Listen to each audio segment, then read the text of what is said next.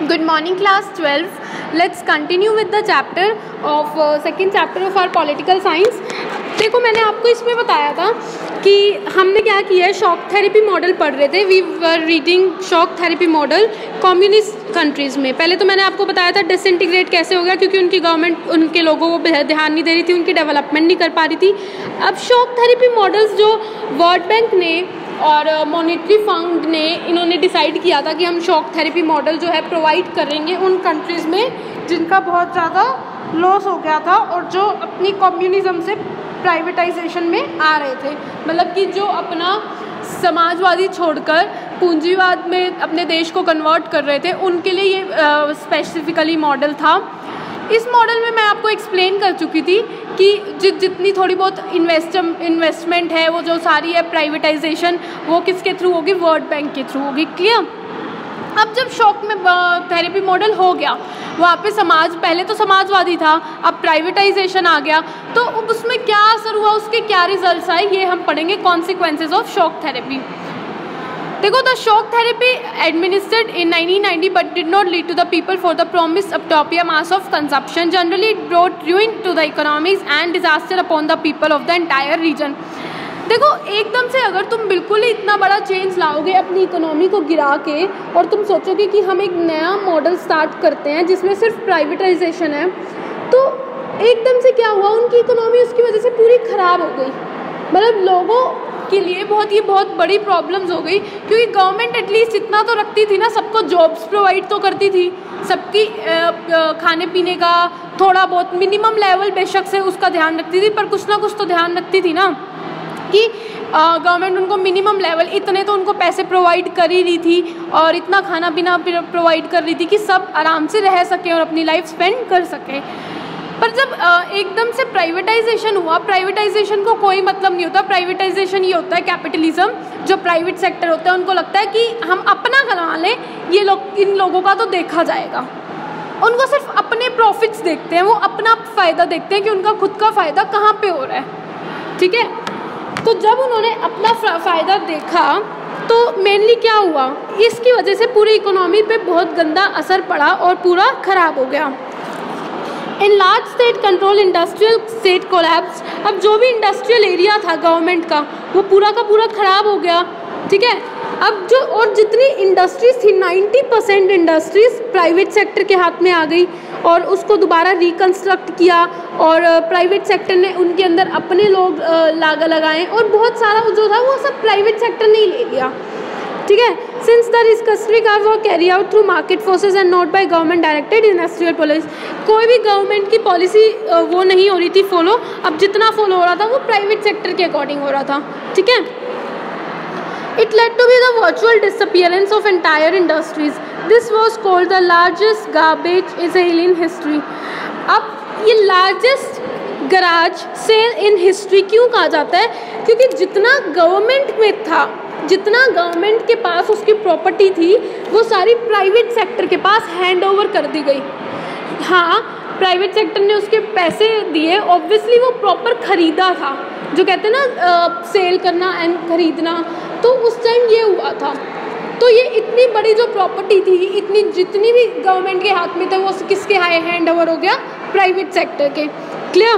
दो all citizens were given vouchers participate in these sales. Most citizens send their vouchers in the black market because they needed the money. देखो, बहुत सारे जो vouchers थे कि अब देखो प्राइवेट सेक्टर कौन बनाता है, अब जैसे बहुत सारे लोगों के बीच में वो वाउचर्स उन्होंने बेच दिए और उनको दे दिए और उन लोगों को कहा कि ये इन वाउचर्स को तुम यूज़ करके तुम भी अपनी कंपनी खुद मतलब कुछ ना कुछ खरीद सकते हो, क्योंकि गवर्नमेंट ने अपने 90% बेच दिया था, सेल कर दिया था, तो उस चीज़ के वाउचर्स बांटे थे कि अब इन वाउचर्स को तुम खरीद के कुछ भी सेल कर सकते हो. ठीक है. तुम अपना ये खरीद के तुम अपना बिजनेस स्टार्ट सकते हो. लेकिन उसमें से भी बहुत सारे लोगों ने उन वाउचर्स को बेच दिया ब्लैक मार्केट में. क्यों? क्योंकि उनको उस वक्त पैसों की ज़रूरत थी. ठीक है. The value of the rouble the decline, Russian currency decline dramatically. जो रशियन करेंसी थी उसकी जो वैल्यू थी डिक्लाइन होती गई. द रेट ऑफ इन्फ्लेशन, जो महंगाई थी वो बढ़ती गई. ठीक है ना. महंगाई क्यों बढ़ती गई इतनी ज़्यादा, क्यों? क्योंकि प्राइवेट, अब गवर्नमेंट तो जो रेट्स रखेगी वो तो सबके लिए ऐसे रेट्स रखेगी जो हर कोई अफोर्ड कर सकता है. ठीक है ना। मैंने जैसे ही बताया कि वो मतलब सारे काम ऐसे करती है लोगों के वेलफेयर के लिए कि लोग उसमें लोगों को minimum basic level of food and shelter provide होना चाहिए, ठीक है। लेकिन अब जैसे बहुत ज़्यादा जब प्राइवेट सेक्टर के हाथ में चला गया तो प्राइवेट सेक्टर तो ऑब्वियसली अपने फिर प्रॉफिट्स के बारे में सोचता है। तो प्राइवेट सेक्टर ने देखा कि प्राइवेट सेक्टर के आते ही इतनी ज़्यादा इन्फ्लेशन बढ़ गया, मतलब महंगाई बढ़ गई और बहुत ज़्यादा फूड की कमी हो गई, ठीक है। And Russia started to import food, मतलब उनके देश में इतना कमी हो गई फूड की कि वो अपना सारा का सारा जो खाना था वो बाहर से अंदर बुलाने लगे, बाहर के देशों से अपने देश में खाना मंगवाते थे क्योंकि उनके वहाँ पे प्रोडक्शन प्रोसेस की भी बहुत प्रॉब्लम आने लगी थी। The old trading structure broke down with no alternative in its place, अब कोई भी पुराने वाला स्ट्रक्चर इनके यहाँ पे नहीं था। The old system of social welfare was systematically drawn, देखो सिस्टमैटिकली ड्रॉड का ये मतलब है कि सिस्टमैटिकली जो एक सिस्टम बना हुआ था, जो गवर्नमेंट ने बना रखा था कि लोगों को हम खुश रखने के लिए, उनकी इतनी डेवलपमेंट के लिए उनके ऊपर इतना स्पेंड करेंगे, वो सब ख़त्म करके सोशल वेलफेयर के लिए जो उन्होंने जो सिस्टम था वो बनाया। The withdrawal of government subsidies push large section of the people into poverty, बहुत सारे जो लोग थे वो मिडिल क्लास के वो पॉवर्टी सेक्शन में आ गए। The middle classes were push to the periphery of society and the economic intellectual man power disintegrated migrated, बहुत सारे लोग माइग्रेट करने लगे, यानी कि माइग्रेशन होता है ना कि एक कंट्री से दूसरी कंट्री में तुम मूव कर रहे हो, ठीक है। A mafia emerged in most of these countries started controlling many economic activities, देखो प्राइवेटाइजेशन ने बहुत सारी एक्टिविटीज स्टार्ट करी between rich and poor regions. अब ना वहाँ पे बहुत ज़्यादा धीरे, जब मैं आपको कह रही थी कि यहाँ पे गवर्नमेंट सेक्टर होता है मेनली, वहाँ पे इक्वलिटी होती है, तो वहाँ पे अब धीरे धीरे ना इनइक्वालिटी होने लगी थी, असमानताएं बढ़ने लगी थी। क्यों? क्योंकि कुछ ऐसा प्राइवेट सेक्टर था जो पैसे कमा कमा के खुद अमीर हो रहा था और कुछ लोअर सेक्शन के जो और लोग थे वो दिन पे दिन गरीब होते जा रहे थे। प्राइवेट सेक्टर आता है तो हमेशा ऐसे ही होता है, अमीर और अमीर हो जाते हैं और गरीब हो जाते हैं, ठीक है। Unlike the earlier system, there will be the economic inequality, तो यही मैंने जो अभी आपको बताया कि इकोनॉमिक इनइक्वालिटी बहुत ज़्यादा आने लगी, ठीक है। The construction of democratic institutions was not given the same attention and priority as demands of economic transformations.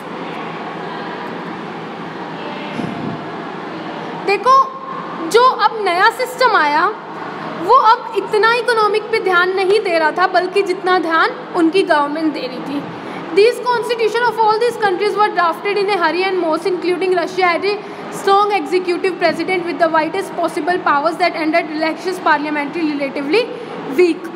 अब बहुत ज़्यादा उनके यहाँ पे इलेक्शंस होने लगे, अब प्रेसिडेंट आया, अब इन्होंने प्रेसिडेंट की जो पोजीशन थी अब उसको उन्होंने स्ट्रॉन्ग रखा, ठीक है।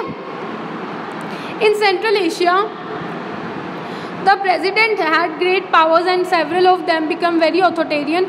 For example, हाँ देखो अब क्या हुआ, उनका जो कॉन्स्टिट्यूशन था, उनका पूरा जो संविधान था वो चेंज होने लगा। अब जो उनका जो प्राइवेटाइजेशन था वो सारा उसमें कन्वर्ट होता जा रहा था और जो सारी पावर्स थी वो डिवाइड होती जा रही थी, ठीक है। Most of these economies, especially Russia, and started reviving in 2000.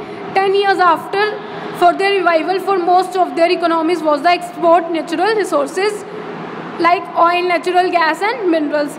ये वाली जो इकोनॉमीज थी इन्होंने 10 साल तक इंडिपेंडेंस, मतलब जो इनके इसमें थे आसपास, मतलब कि ये इनके ऊपर जो वो था, जो कॉलोनियल रूल चल रहा था, उन सबको इंडिपेंडेंस मिल गई थी और ये अपना इंपोर्ट एक्सपोर्ट करना इन्होंने स्टार्ट कर दिया था ऑयल एंड नेचुरल गैसेस का, ठीक है।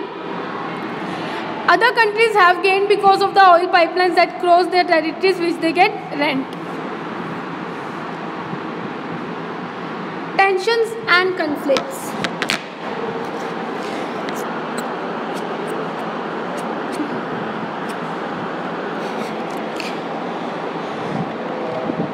Most of the former Soviet republics are prone to conflicts and many have had civil wars and insurgencies. Completing the picture is growing involvement of outside powers.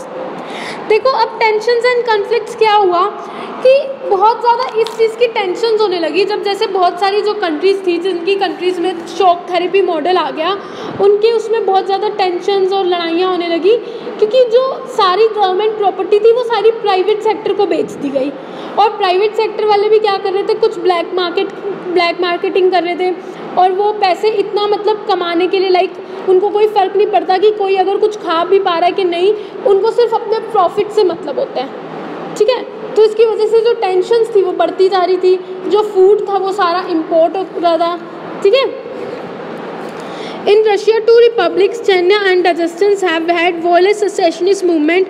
Moscow's method of dealing with अब बहुत सारे Russia में जो दो cities की बात कर रहे हैं, वहाँ पे बहुत ज़्यादा एक सक्सेशनिस्ट मूवमेंट्स, मतलब कि किसी टॉपिक को लेके जब मूवमेंट स्टार्ट होते हैं और पर्टिकुलर एरिया में, उसको बोलते हैं सक्सेशनिस्ट movement. Moscow's method of dealing with the Chechen rebels and indiscriminate military bombing have led to many human rights violations but failed to deter the aspirations of independence. अब देखो बहुत ज़्यादा वहाँ पे ह्यूमन राइट्स का वायलेशन होने लगा। In central Asia Tajikistan witnessed the civil war that went on 10 years till 2001. अब ये आसपास जो की जगह थी जिनके अभी भी कुछ लड़ाइयाँ चल रही थी, मिलिट्री वॉर चल रही थी या किसी भी, उस वजह से जो टेंशन्स थी, जो कन्फ्लिक्ट्स थी, वो बढ़ते जा रहे थे, ठीक है। All this led to the instability making life difficult for the ordinary citizen. इसकी वजह से क्या हो रहा था, जो धीरे धीरे कोई ना कोई लड़ाई होती रहती थी या मूवमेंट्स होते रहते थे, ऑर्डिनरी जो पीपल थे, जो कॉमन पीपल होते हैं, उनकी लाइफ्स के ऊपर बहुत ज़्यादा इफेक्ट कर रहा था। The Central Asian republics are areas with hydrogen carbon resources have brought them economic benefit. Central Asia has become a zone of competition become outside powers and oil companies. अब जो Central Asian countries थी उनको बहुत फ़ायदा हो रहा था, क्योंकि वहाँ से बहुत सारा जो ऑयल था और जो रिसोर्सेज है बहुत ज़्यादा एक्सपोर्ट हो रहे थे, वो लोग बहुत ज़्यादा बेच रहे थे, तो उनको बहुत बेनिफिट मिल रहा था, ठीक है।